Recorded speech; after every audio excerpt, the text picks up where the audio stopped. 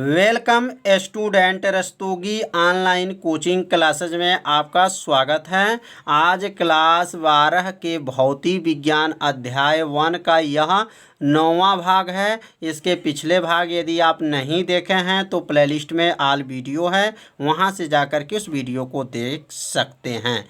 तो इस भाग में आज हम लोग पढ़ेंगे अच्छी स्थिति या अनुदैर्घ्य स्थिति में वैद्युत विभव का सूत्र का निगमन।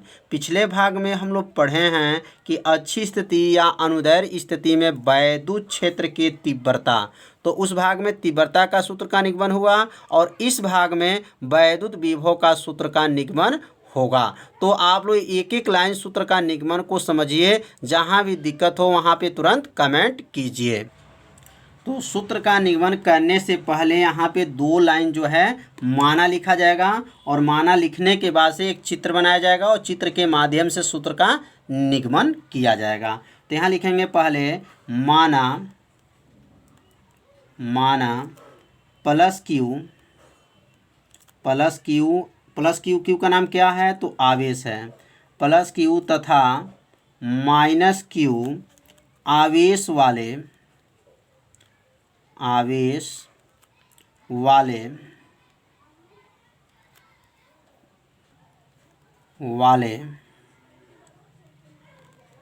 माना प्लस क्यू तथा माइनस क्यू आवेश वाले वैद्युत विभव, वैद्युत यहाँ पे लिख सकते हैं द्विध्रुव, वैद्युत द्विध्रुव से अच्छी स्थिति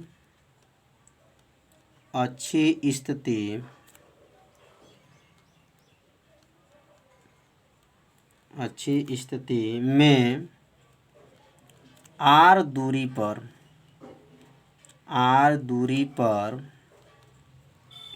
उत्पन्न वैद्युत विभव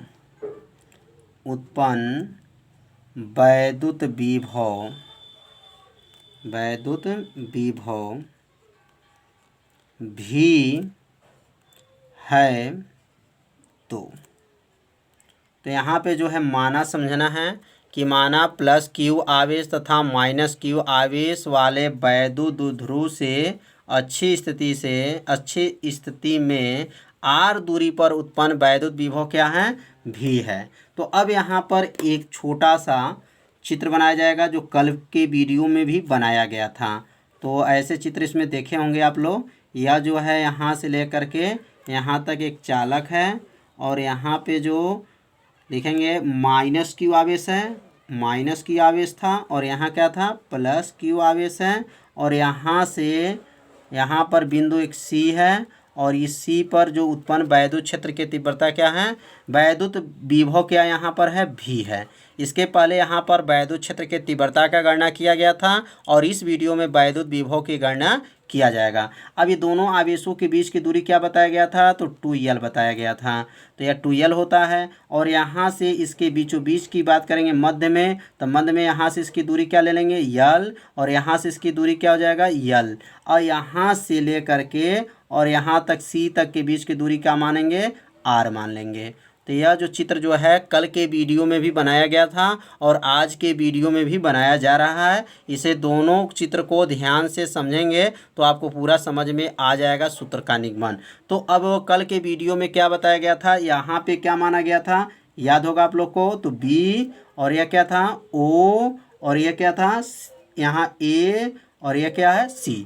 तो यहाँ पर एक बार माइनस क्यू से ध्यान देंगे, माइनस क्यू से लेकर मतलब B से C के बीच की दूरी, एक बार A से C के बीच की दूरी का गणना कर लेंगे और उसके बाद सूत्र का निगमन किया जाएगा। तो अब जो है यहाँ पे जो है पहले BC निकालेंगे। तो BC कितने के बराबर है, तो कल के वीडियो में बताया गया था BC कितने के बराबर बताया गया था। तो BC यहाँ से देखेंगे, BC के पास ये BC के टोटल हमारी दूरी क्या होगा, तो यहाँ से यहाँ तक की दूरी क्या है L और L से यहाँ तक की दूरी क्या है R। तो इसलिए क्या हो जाएगा L प्लस R लिख सकते हैं या लिख सकते हैं BC बराबर भी हो सकता है R प्लस L। तो BC का बीच की दूरी कितना आ गया R प्लस L। तो एक मान तो क्लियर हो गया।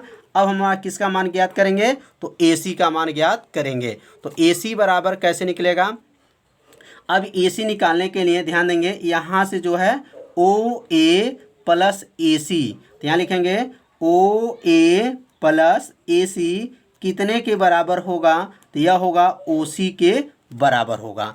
तो ओ ए प्लस ए सी कितने के बराबर हो गया, ओ सी के बराबर हो गया। अब ओ ए का मान क्या है, तो ओ ए का मान यल है, तो यहाँ यल लिख देंगे प्लस ए सी बराबर ओ सी कितना है, आर है। अब यल को क्या करेंगे, पक्षांतर, तो ए सी बराबर क्या होगा, आर माइनस यल। तो ए सी का मान निकल गया आर माइनस यल। तो यह दो मान जो निकला है समझ में आ गया होगा कि ए सी का मान और बी सी का मान। अब यहाँ से एक बार माइनस क्यू आवेश के कारण सी पर उत्पन्न विभव निकालेंगे, एक बार प्लस क्यू आवेश के कारण सी बिंदु पर विभव की गणना करेंगे और उसके बाद से आगे सूत्र का निगमन कर दिया जाएगा। तो यहाँ समझ में आ गया होगा कि BC और AC का मान कैसे निकला। आप लोग भी ऐसे निकाल लीजिए अपने कॉपी में। अब इसके बाद से आगे समझेंगे।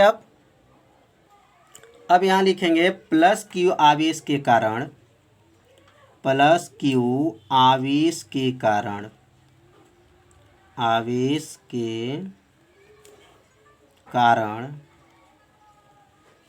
कारण बिंदु C पर, बिंदु C पर उत्पन्न वैद्युत विभव, उत्पन्न वैद्युत विभव। तो वैद्युत विभव का सूत्र क्या होता है, पहले यहाँ सूत्र लिख लेंगे और उसके बाद से सूत्र का निगमन करेंगे। तो भी का सूत्र होता है, भी बराबर पढ़े हैं, इसका निगमन कर दिया गया है 4 पाई 1/4 पाई एप्सिलॉन 0 और यहाँ होता है क्यू बटा आर होता है। तो यह तो फार्मूला है। अब इसी फार्मूला के सहायता से यहाँ पे नीचे मान को भरेंगे। तो यह जो है प्लस क्यू आवेश के कारण है, तो जब प्लस क्यू आवेश के कारण सी बिंदु पर उत्पन्न वैद्युत विभव, तो यहाँ सूत्र बन जाएगा V1 बराबर 1/4 पाई एप्सिलॉन 0 और यहाँ हो जाएगा क्यू, प्लस क्यू है और आर मतलब दूरी। तो यह प्लस क्यू से सी तक के बीच की दूरी का नाम क्या था, तो ए सी था। क्या था, ए सी। अब यहाँ थोड़ा चित्र में देख लिया जाए कि ए सी था कि बी सी था। तो यहाँ चित्र में देख लीजिए, यह प्लस क्यू आवेश से सी तक के बीच की दूरी का नाम क्या है, ए सी। यहाँ ए है और ए सी है, तो इसे इसके बीच की दूरी को क्या लिख देंगे, ए सी। अब यहाँ पर ए सी का मान जो है रख देंगे। अब यहाँ ए सी का मान जो निकला है वह मान को यहाँ पे रखा जाएगा। तो V1 बराबर 1/4 पाई एप्सिलॉन 0 और यहाँ जाएगा क्यू बटा ए सी का मान कितना निकला था, तो आर माइनस यल। इसको मान लेंगे समीकरण नंबर 1। तो समीकरण 1 समझ में आ गया होगा। अब माइनस क्यू आवेश से, अब यहाँ जो प्लस क्यू आवेश है, अब यहाँ पे लिखेंगे माइनस क्यू आवेश के कारण, माइनस क्यू आवेश के कारण बिंदु C पर, बिंदु C पर उत्पन्न वैद्युत विभव, उत्पन्न वैद्युत विभव। अब इसका सूत्र क्या बनेगा, तो पहले हमारा क्या था, V1 था, अब क्या हो जाएगा यहाँ पर V2। तो V2 बराबर 1/4 पाई एप्सिलॉन 0 और यहाँ होगा क्यू बटा, और पहले ये क्या था, AC था, तो अब क्या हो जाएगा BC। यह AC के जगह पे अब क्या हो जाएगा BC। अब यहाँ BC का मान को क्या करेंगे, रख देंगे। तो अब अगला बनेगा यहाँ पर V2 बराबर 1/4 पाई एप्सिलॉन 0, यहाँ लिखेंगे क्यू बटा, और यहाँ ध्यान देंगे यह माइनस क्यू है, तो यहाँ पे आवेश भी क्या रहेगा, माइनस रहेगा, और यहाँ पर भी माइनस रहेगा बटा, और BC का मान क्या था, तो R प्लस क्या था, यल था, R प्लस यल। तो समझ में आ गया होगा, यह समीकरण बन गया 2। तो समीकरण 1 और समीकरण 2 कैसे बना, एक बार प्लस की आवेश से सी बिंदु पर विभव, एक बार माइनस की आवेश के कारण सी बिंदु पर उत्पन्न विभव। तो V1 और V2 का मान निकल गया। अब उसके बाद से लिखेंगे यहाँ पर परिणामी विभव, परिणामी विभव अब किससे प्रदर्शित करेंगे, तो परिणामी विभव जो है V से प्रदर्शित करते हैं। तो V बराबर क्या होगा, V1 प्लस V2। तो यह परिणामी विभव V बराबर V1 प्लस V2। अब यहाँ पे इसका मान V1 का और किसका मान भरेंगे, V2 का। तो यहाँ लिखेंगे V बराबर V1 का मान जो निकला है यहाँ पे रख देंगे। कितना निकला था, तो 1/4 पाई एप्सिलॉन 0 और क्या था Q बटा और यहाँ लिखेंगे R माइनस L। यह किसका मान है, तो यह V1 का मान है। प्लस कर लेंगे V2 का मान क्या है, 1/4 पाई एप्सिलॉन 0 और यहाँ लिखेंगे माइनस Q बटा और यहाँ लिखेंगे R प्लस L। तो यह समझ में आ रहा होगा, यह मान किसका है और यह मान किसका है, तो V1 का और यह किसका है, V2 का। अब ये क्या करेंगे, यह माइनस जो है प्लस और माइनस मिलेगा तो ये क्या बन जाएगा, माइनस हो जाएगा। तो अब अगला लाइन लिखेंगे V बराबर 1/4 पाई एप्सिलॉन 0 और यहाँ लिखेंगे Q बटा और यहाँ हो जाएगा R माइनस L और यह हो जाएगा माइनस 1/4 पाई एप्सिलॉन 0 और यहाँ लिखेंगे Q बटा और यहाँ लिख देंगे R प्लस L। तो यह जो मान माइनस कैसे हो गया, क्योंकि यह प्लस और माइनस मिलेगा तो क्या बनेगा, माइनस। अब इसमें से कॉमन क्या दिखाई दे रहा है, तो यहाँ कॉमन देखेंगे Q है 4 पाई एप्सिलॉन है, Q है 4 पाई एप्सिलॉन है। तो इसमें से क्या कर लेंगे, बाहर कर लेंगे, कॉमन कर लेंगे। तो जब कॉमन करेंगे तो क्या हो जाएगा, यहाँ पर लिखेंगे यहाँ पर Q बटा 4 पाई एप्सिलॉन 0 कॉमन हो गया। जब कॉमन कर लेंगे तो यहाँ का बचेगा 1/R माइनस L और यहाँ का बचेगा माइनस 1/R प्लस L। कोष्टक बंद कर देंगे।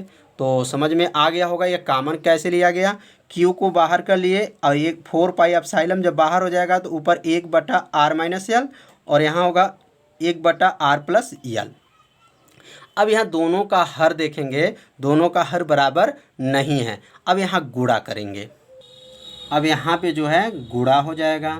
तो गुणा होने के बाद से क्या होगा, तो V बराबर Q बटा 4 पाई एप्सिलॉन 0 को यहाँ क्या करेंगे, नोट कर लेंगे। नोट करने के बाद से R प्लस L का गुणा जब 1 में करेंगे तो क्या होगा, R plus L minus R minus L का माइनस 1 में गुणा करेंगे तो क्या हो जाएगा, R प्लस L। ये प्लस कैसे हो गया, तो माइनस और माइनस का जब गुणा करते हैं तो क्या बन जाएगा, प्लस हो जाएगा। और नीचे का गुणा होगा तो क्या बनेगा, R माइनस L और यह होगा R प्लस L। कोष्टक बंद कर देंगे। तो समझ में आ गया होगा एक गुणा कैसे हुआ है। इसका गुणा 1 में और इसका गुणा जो है -1 में करेंगे तो अंदर का चिन्ह क्या हो जाएगा, बदल जाएगा। अब यहाँ पे क्या होगा, अब ये देखेंगे यहाँ पर R जो है माइनस है और R ये क्या है, प्लस है। तो R से R को काट देंगे। अब यहाँ लिखेंगे V बराबर Q बटा 4 पाई एप्सिलॉन 0 और यहाँ कोष्टक में 1L और 1L मिल के कितना होगा, 2L हो जाएगा बटा और यह सूत्र बन गया। एक कोष्टक में A माइनस बी, दूसरे कोष्टक में A प्लस बी। क्या सूत्र बनता है, A square minus B square. तो A का मतलब हो जाएगा R का वर्ग माइनस L का वर्ग। यह सूत्र कैसे बना, तो A कोष्टक में A माइनस बी, दूसरे कोष्टक में A प्लस बी, तो A का वर्ग माइनस B का वर्ग। ये लाइन समझ में आ गया होगा। अब क्या होगा, अगला लाइन में V बराबर, अब थोड़ा सा ध्यान देंगे तो आपको पूरा समझ में आ जाएगा। अब यहाँ पे लिखेंगे Q को और 2L को एक पास करेंगे, क्योंकि Q और 2L जब मिलेगा तो वो P बन जाएगा। तो यहाँ लिखेंगे यहाँ पर 1/4 पाई एप्सिलॉन 0 लिखने के बाद से अब यहाँ लिखेंगे Q गुणे 2L। Q गुणे 2L ये सूत्र है और नीचे क्या हो जाएगा, R का स्क्वायर माइनस L का स्क्वायर। यह Q कहाँ से आ गया, तो यह Q यहाँ पे नोट करिए और 2L, तो यह Q गुणे 2L आ गया। तो अब यह सूत्र किसका है, तो P का नाम क्या है, वैद्युत द्विध्रुव आघूर्ण का सूत्र होता है। एक आवेश और दोनों आवेशों के बीच की दूरी के गुणनफल को वैद्युत द्विध्रुव आघूर्ण कहते हैं। इसे P से प्रदर्शित करते हैं। तो यह जो है P का फार्मूला बन गया। अब इतना जो है P बन जाएगा तो क्या बनेगा, V बराबर 1/4 पाई एप्सिलॉन 0, यह बन गया P बटा और यहाँ लिखेंगे R का स्क्वायर माइनस L का स्क्वायर। अब यहाँ पे लिखेंगे आर के तुलना में, यहाँ लिखेंगे चूँकि आर के तुलना में यल का मान बहुत कम है। यल का मान क्या है? बहुत कम है। इसलिए अब यहाँ लिखेंगे इसलिए यल स्क्वायर को छोड़ देते हैं। किसको छोड़ देंगे? यल स्क्वायर को क्या करेंगे? छोड़ देते हैं।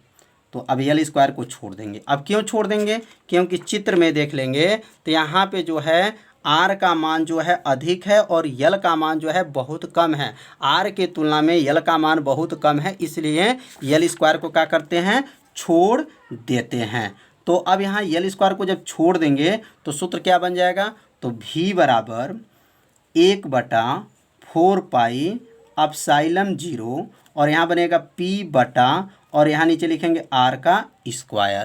तो यह जो सूत्र आया, अच्छी स्थिति में वैद्युत विभव का सूत्र का निगमन हो गया। तो समझ में आ गया होगा कि अच्छी स्थिति में सूत्र का निगमन विभव का कैसे हुआ।